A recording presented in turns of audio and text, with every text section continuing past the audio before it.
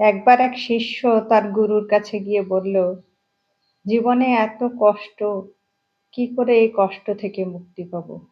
গুরুদেব বললেন, তুমি ঈশ্বরের নাম জপ করো।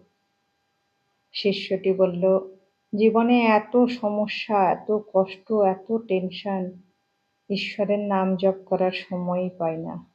সমস্যা একটু কমলে নাম জপ করব। গুরুদেব বললেন, তুমি কাল একবার আমার সাথে এসে দেখা করো।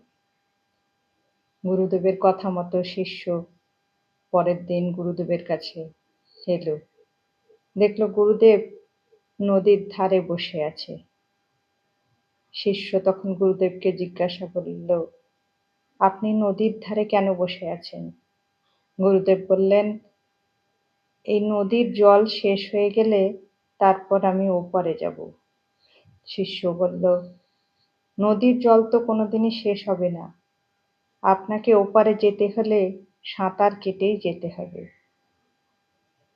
গুরুদেব বললেন, আমি তো তোমাকে সে কথাই বোঝানোর চেষ্টা করছি, জীবনে কষ্ট সমস্যা কখনো দূর হবে না।